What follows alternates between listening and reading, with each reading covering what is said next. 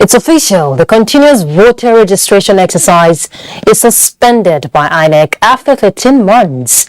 13 months exercise that saw litigation that gave birth to 1 month extension of the exercise from June to July. At the end, however, it was a victory for INEC over SERAP, that is Socio-Economic Rights and Accountability Project. Though the exercise is over, but many are making the case that the exercise should be extended because of their inability to register, which many say is not their fault, but as a result of inadequate and slow functioning of the machines. So how is INEC responding to these issues? Will INEC reconsider this position? We'll bring you answers to some of these questions in the course of Panorama. Welcome. I'm Ruth Aguele. Thank you for joining us. It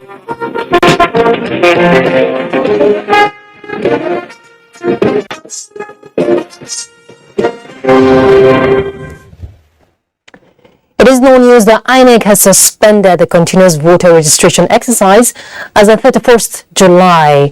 That's the deadline. Expectedly, many are appealing for extension, highlighting inadequate and slow functioning of machines as the basis for their appeal.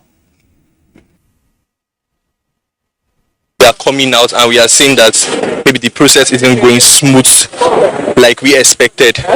I think the date should be extended a little bit. I think even 1 week or so. It's better they should still liaise with the government to see whether they will extend it more, because without that they cannot be able to meet up. We are the volunteer team that volunteered ourselves to help the INEC to ensure that things works out. There are people who slept here, people who wrote names. The process has been fine because they have a lot of rooms that they are taking people to register. So we've done 229 fresh registration. So after this one now, they now give me a fresh list of 202. As you can see, 185 again, which will start. And this other additional one. It's been like this for the past 2 weeks. Well, let's have a discussion on that issue, and we have INEC's National Commissioner and Chairman, Information and Voter Education, Mr. Festus Okoye, joining us via Zoom. Thank you for joining us, Mr. Okoye. Yeah, thank you so much. All right, of course, you've heard the complaints. People want another extension because they're putting the blame on INEC, so to say that it's because of slow functioning of machines. Well, how would you respond to that following the deadline? This CVR started on the 28th day of June 2021. That was when we know that the online pre-registration for new registrants. Then thereafter in July 2021, we started the physical registration both in our state and local government offices. This registration has gone on for 1 year and 1 month. During this particular period, sometimes our registration officers register one single individual a day. We carry that sensitization on the radio, on television, through community leaders and so on. People did not come out to come and register. It was only towards the end of the period we marked for this registration exercise that we had this rush and this deluge. And the Commission responded to this deluge by deploying additional machines to areas of surge, and also extended the registration process by a period of 1 month. The moment we announced an extension, people simply went away and just returned a week to the expiration period. This registration cannot go on ad infinitum. It has to come to an end to enable us clean up the voters register, to enable us carry out display of the voters register for claims and objections, and also to enable us print the permanent voters, print the PVC of new registrants and those who have done transfer and those whose PVCs are damaged, and then get them to our state and local government offices and the registration areas for people to come and collect them.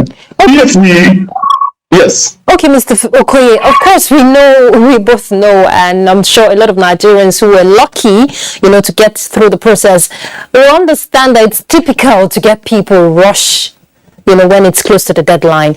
But they're putting the blame on INEC, actually, that the machines were slow. So what is INEC going to do? Because a lot of Nigerians, it's obvious that they're going to be disenfranchised if they don't get this done. when the machines were programmed in such a way that it can register at least 300 persons per day. But when you have 5,000 people the same on one single machine, there is no way that machine can cope.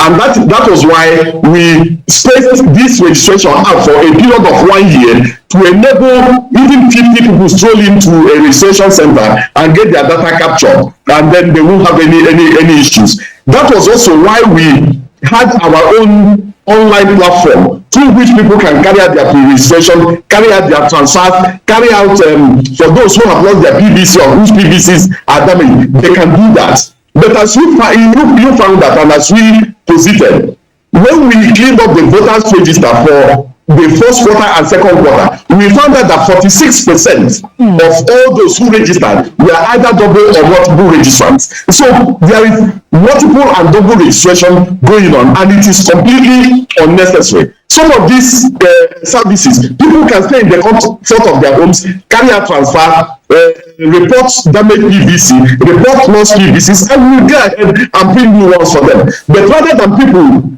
taking that route, they go and register afresh, thereby nullifying whatever effort they have made. And so we need to move on and proceed with other activities lined up for the 2023 general election.